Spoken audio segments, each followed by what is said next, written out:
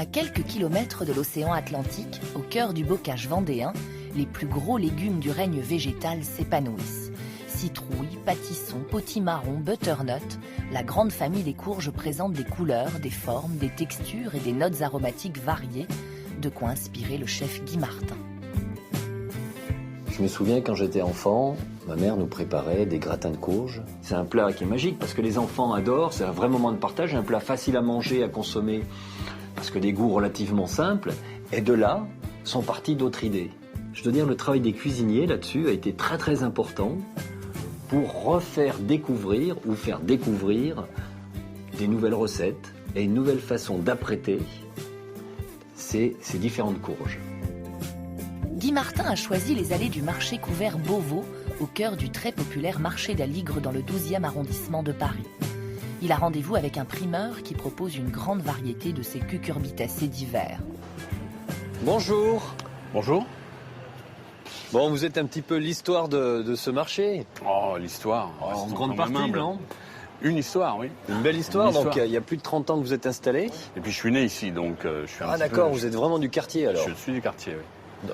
Donc vous avez vu ce marché, en fin de compte, il n'a pas tellement évolué. Ah si, il a évolué, mais je dirais qu'il a bien traversé les âges. Depuis les légendes, on va dire, de la Révolution française, qui ont bien sûr été l'axe principal du quartier, jusqu'à nos jours où, il continue son petit bonhomme de chemin à travers l'histoire, et pourvu que ça dure. Et pourvu que ça dure. En tout cas, vous avez des belles variétés de courges, de pâtissons. Alors là, on est dans les courges classiques, ouais. Le fait est, c'est la pleine saison. Et donc là, vous reconnaissez le spaghetti végétal. Le spaghetti végétal, ouais. Le butternut, qu'on appelle aussi le Dunker en français. Ouais. Le potiron, bien sûr, classique. Le grand classique. Le pâtisson ornemental et le potimarron. Et dans ces différentes courges, est-ce que y a une clientèle qui est plutôt sur les pâtissons ? Parce que la courge spaghetti, quand même, est-ce que tout le monde la connaît ? C'est un petit peu aussi votre rôle d'aiguiller un petit peu ? Alors, c'est notre rôle de guider les gens. Bon, on a des produits qui sont plus demandés que d'autres, comme le potimarron, qui reste potimarron, butternut dans l'ordre. Voilà ce que les gens demandent en courge. Après, le reste, il y a aussi une histoire d'identité. Le pâtisson, faut bien l'accommoder. C'est un produit qui tire sur l'artichaut, qui est quand même un petit peu moins goûtu. Donc, automatiquement, c'est peut-être moins attirant. Et le potimarron et le butternut permettent peut-être un panel plus large de recettes. Dans le cadre du spaghetti végétal, je pense que c'est peut-être le moins connu de tous, mais il a aussi une certaine demande. On ne peut pas dire que ce ne soit pas demandé. Mais au hit parade, on reste quand même dans les butternuts, dans les potimarrons. Le potiron classique, évidemment. Le potiron, alors, il y a toujours une belle clientèle pour les soupes, pour les gratins. Il y a la clientèle de saison qu'on a depuis toujours, pour principalement les potages, évidemment, sucré-salé, pardon. Ou alors maintenant aussi les gratins, les tartes. Les tartes.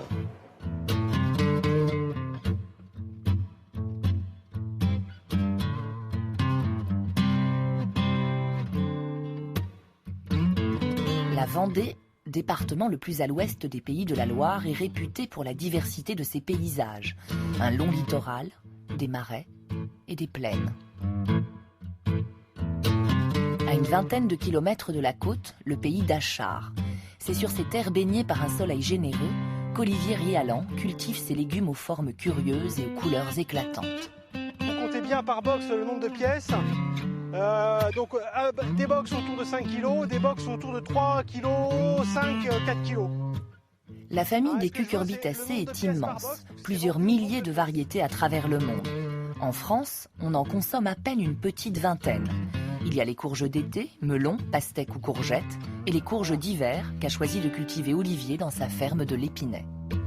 On est dans un pays de bocage, plutôt un pays d'élevage, sur un sous-sol schisteux, pas forcément adapté à la culture maraîchère, mais finalement, les courges cultivées en plein champ se sont bien adaptées. Alors on cultive des courges décoratives et alimentaires. Parmi les courges alimentaires, des grosses courges, potiron rouge, musqué de Provence, courges d'Halloween plutôt pour la déco quand même.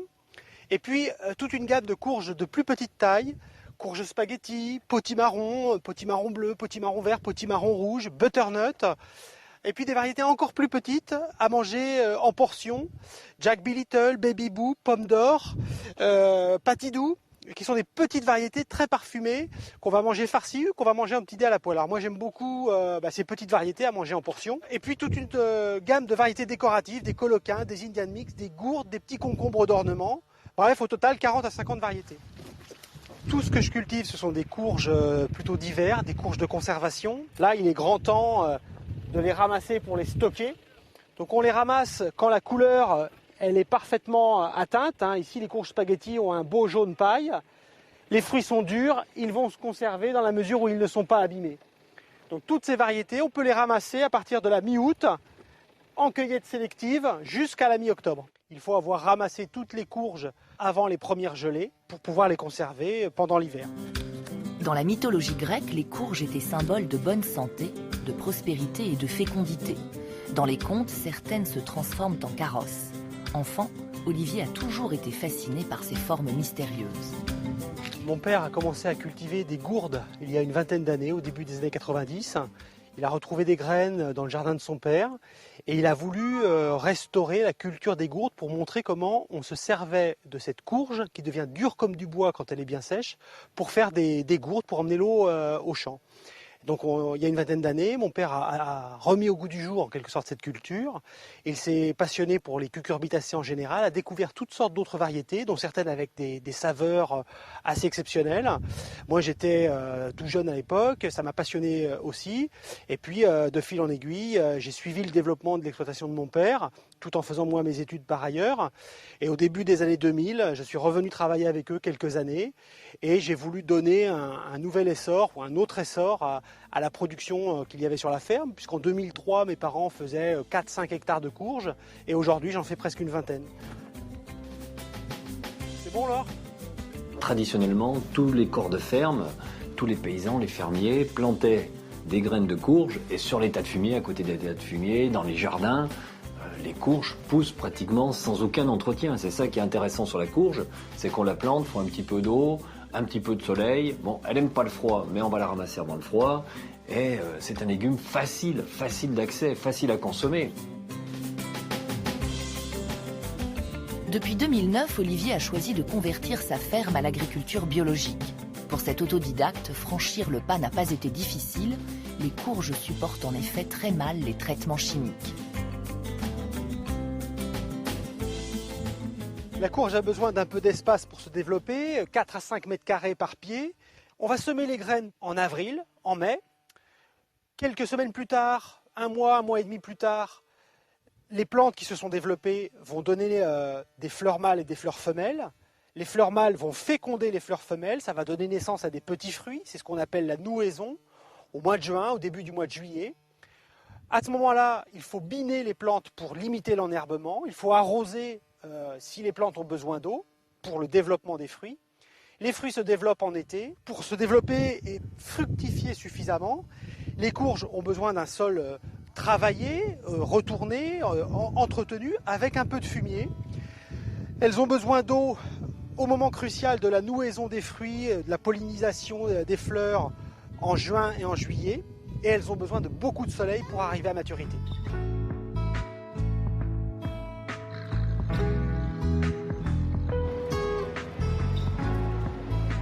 Vous avez vu le marché en général évoluer et le marché de toutes ces courges et potirons évoluer aussi. Le marché des produits et pour l'instant les courges qui nous intéressent, tout à fait, puisque la plus célèbre et la plus populaire, ça reste quand même le potiron. Voilà, c'est ça. Aujourd'hui potiron muscade, mais potiron quand même. Ouais. Et les courges d'importation, puisqu'elles ont toutes des origines diverses et variées dans le monde entier, que l'on s'est appropriées, mais sont, disons, plus un effet de mode culinaire.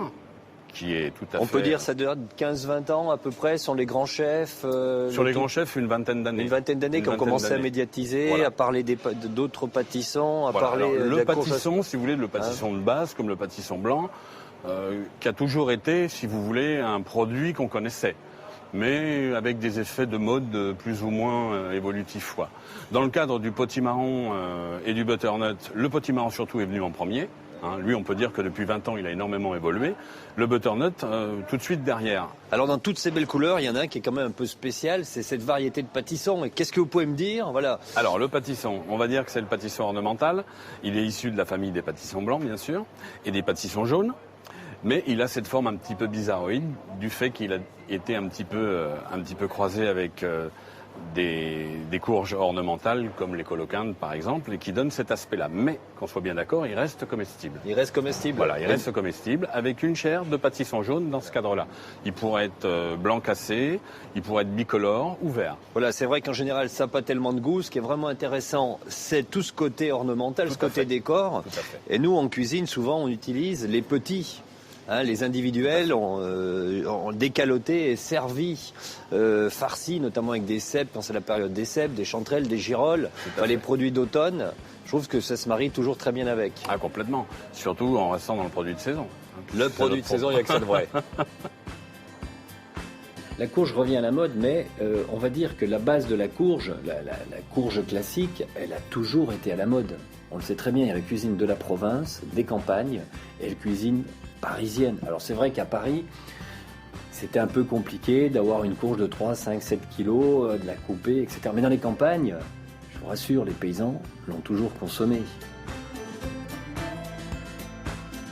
Bonjour Olivier. Alors comment se passe cette récolte ? À la ferme de l'Épinay, Olivier reçoit la visite de Jean-Luc, un jardinier fin connaisseur des cucurbitacées, une encyclopédie sur le sujet. Les courges sont cultivées depuis environ 10 000 ans en Amérique du Sud, essentiellement. Au début, on a retrouvé un ancêtre sauvage des potirons en Argentine, donc qui produisait des petits fruits amers. Par la suite, les variétés sont apparues à chair douce, et ce sont donc les premiers fruits de courge qui ont été consommés. La courge est arrivée comme de nombreux légumes originaires d'Amérique du Sud par le biais de Christophe Colomb, à la fin du XVe siècle. Peu à peu, donc, la culture a démarré dans les jardins botaniques, puisque c'était des fruits nouveaux, on ne savait pas s'ils étaient comestibles. Et effectivement, il y avait beaucoup d'amertume chez certaines variétés, c'était encore des plantes sauvages. Et donc, il a fallu attendre quand même pas mal d'années avant de les retrouver dans nos jardins. Dès son arrivée en France au XVIe siècle, la courge se répand rapidement. Mais sa chair fade, voire insipide, la destine à l'alimentation animale. Grâce à de nombreux croisements, la gamme de courges s'étoffe et finit par devenir un produit de consommation courante dans les campagnes en hiver.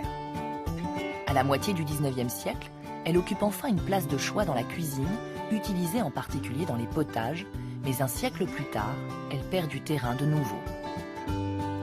Après la Seconde Guerre mondiale, le nombre de variétés a commencé à décroître parce que tout simplement notre alimentation a évolué, notre façon de consommer et de jardiner aussi. Les variétés les moins intéressantes, les plus sensibles aux maladies ont été abandonnées et puis sont restées donc uniquement les variétés les plus intéressantes d'un point de vue culinaire, comme la rouge vif d'Étampes, certains pâtissons, des petites courges comme la courge spaghetti. Nombreuses variétés ont failli disparaître ou même disparu pour certaines. Mais heureusement, il y avait des banques de graines et le travail aussi de collectionneurs passionnés qui ont conservé au fil des années quantité de variétés. C'est autour des années 80 donc les courges et autres légumes oubliés sont réapparus dans nos assiettes et surtout dans nos jardins. Certains restaurateurs, grands restaurateurs, se sont intéressés de près à ces nouveaux légumes, entre guillemets, dont les courges. Et ils ont mis en valeur les variétés, des variétés anciennes, mais également un petit peu nouvelles, au travers de recettes, de plats sucrés ou salés. L'imaginaire collectif associé aux courges a également permis de regonfler leur image. On connaît tous le conte de Charles Perrault, dans lequel le carrosse de Cendrillon se transforme en citrouille à l'heure de minuit. Et depuis peu, la fête d'Halloween jette une nouvelle lumière sur ces cucurbitacées.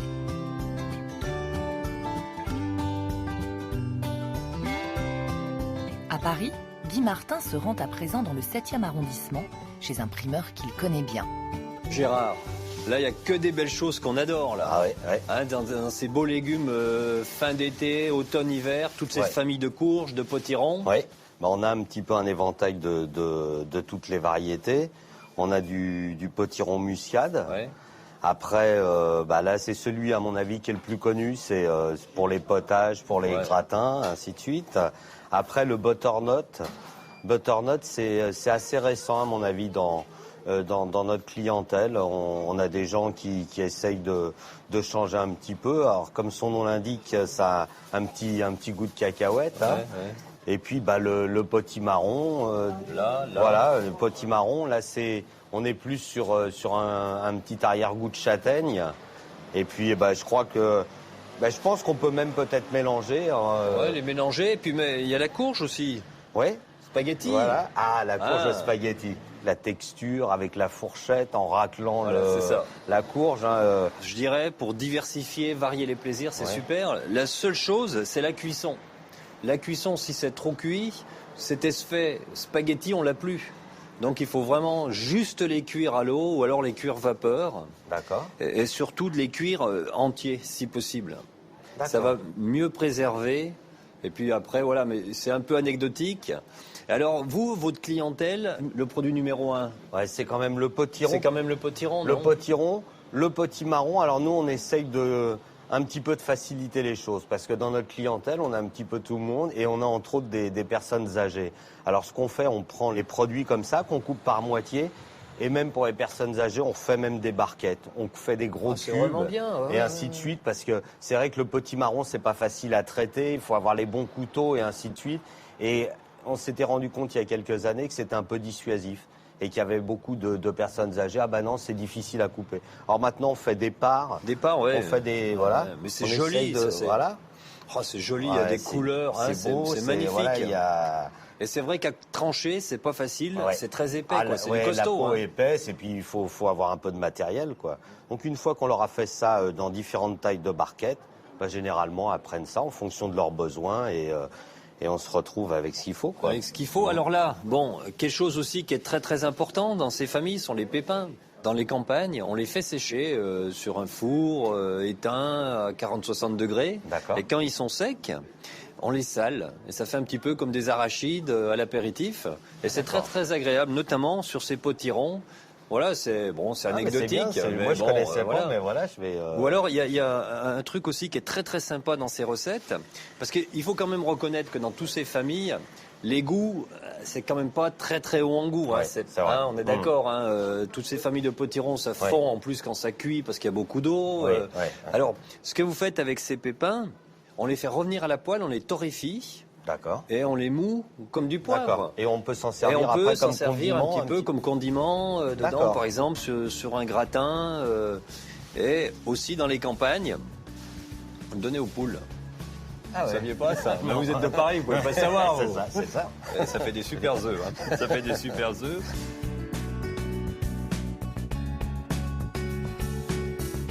À la ferme d'Olivier, les ouvriers agricoles rentrent des champs. Ils ont fini la récolte pour aujourd'hui. Ils vont maintenant nettoyer, faire sécher et trier les différentes variétés de courges, tout cela à la main. Donc on va trier les fruits qui nous intéressent en fonction des calibres demandés, parce que la récolte nous fait tout ramasser. Et ces fruits que nous choisissons en fonction de leur calibre, on va les laver, on va les débarrasser de la terre, on va bien voir s'ils sont de très bonne qualité, comme celui-ci. Ils vont sécher tout doucement et ensuite on va les conditionner. Nous travaillons en flux tendu. Nous nous adaptons aux commandes qui arrivent tous les jours avant midi.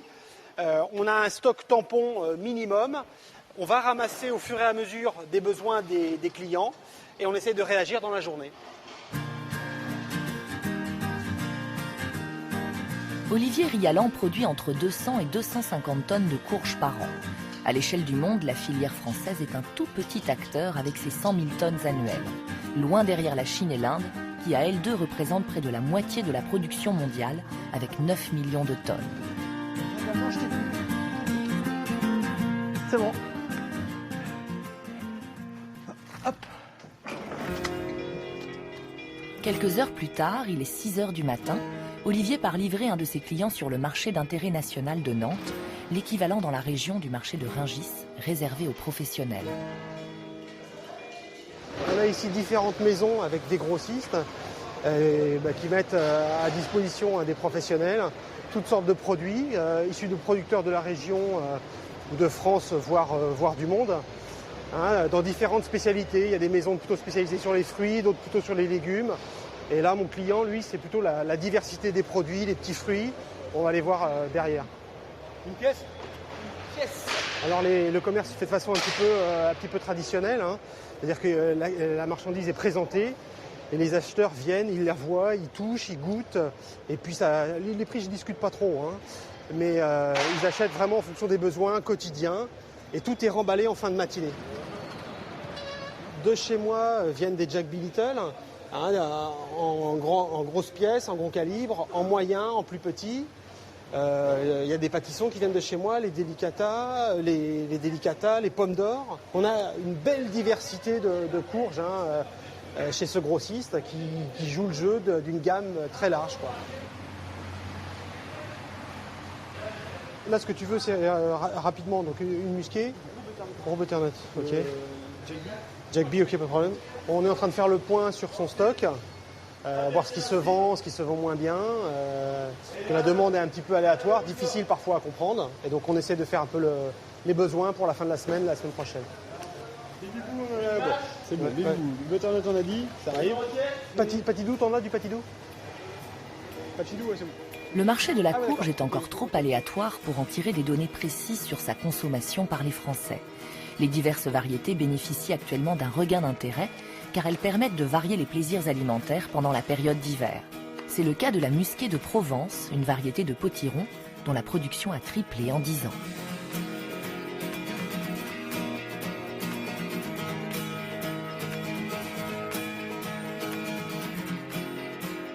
Cette courge qui fait partie de la famille des cucurbitacées, vous la coupez, tout simplement vous allez pouvoir l'ébouillanter, la cuire dans l'eau, la cuire dans le lait, selon ce qu'on veut faire, un gratin en purée, un bon Beaufort de Tarentaise et glisser dans le four dans un plat à gratin, c'est formidable.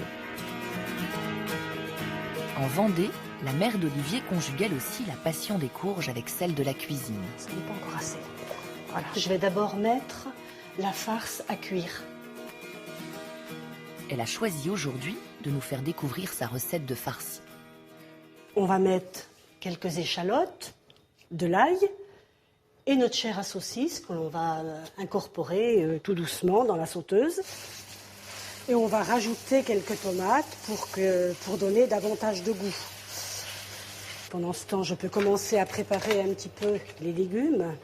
La Jack B, voilà. On garde nos petits chapeaux parce qu'on les remettra dessus tout à l'heure quand les courges seront farcies. Et puis je vais préparer également la courge spaghetti. Alors là, il faut cuire un petit peu la chair. Alors, je vais d'abord blanchir les Jack B. Il ne faut pas les faire cuire trop longtemps. Il faut qu'elles restent bien fermes. Je pique un petit peu l'intérieur. Là, ça va être bon. Je vais pouvoir les retirer. Je vais reprendre une petite cuillère. Là, je vais enlever un petit peu de chair que je vais remettre dans la farce. La courge spaghetti, ça fait des filaments. Je vais remélanger tout ça. On va finir notre plat. Donc, notre farce est bien cuite avec la chair des deux courges. Je vais regarnir les 4 petites Jack B. Et on va remettre les petits chapeaux par-dessus. Un petit peu de gruyère râpée, ce sera plus joli. Ça finit bien, ça retient bien la farce. Et on va passer au four, 20 minutes. Voilà, on n'a plus qu'à attendre. Notre demi-courge spaghetti, que j'ai fait gratiner, des 4 petites Jack B.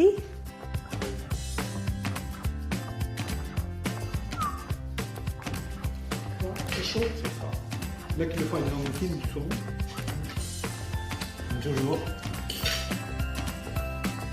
Alors ce qui est intéressant bien sûr avec ces courges, c'est toutes les recettes salées qu'on peut faire, des bons potages, des gratins, des purées. Mais ce qui est aussi très intéressant, c'est tout le côté sucré, c'est ça ? Oui, bah là on a fait une tarte au potiron, toujours avec la même variété. Oui, c'est ça. Et là vous me disiez que c'était la recette de votre grand-mère. Oui, complètement. C'est ça ? Alors on va la goûter. Donc là c'est une recette qui est donc sucrée. Oui.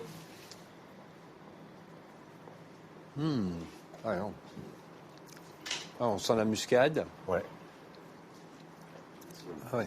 Elle n'est pas trop sucrée. Non. Hein ? C'est rare en fin de compte ces légumes qui marchent aussi bien en salé qu'en sucré. On peut faire des soupes, des gratins, des purées aussi. Ah oui, des purées. Ça peut aussi servir de liaison quand on fait un jus. Par exemple, un jus de volaille, mettre dedans de la purée ou un jus de poisson, un fumet de poisson, mettre dedans de la purée de potiron comme ça marche bien. Ouais. Et puis après, bien sûr, ce fruit-légume, en fin de compte, qu'on peut faire en dessert, en tarte, en soufflé, en compote. Et puis il y a peut-être ce côté sucré aussi qui attire les enfants. Voilà, qui attire les enfants. C'est vrai que c'est des saveurs douces et puis qui se marient bien avec les épices, la cannelle, la muscade, le gingembre. Là, ça fonctionne bien. C'est un légume qui n'est pas compliqué. Voilà, c'est pas compliqué. On a un petit lopin de terre. On va planter des graines. Ces graines vont donner des courges. On va déguster les courges.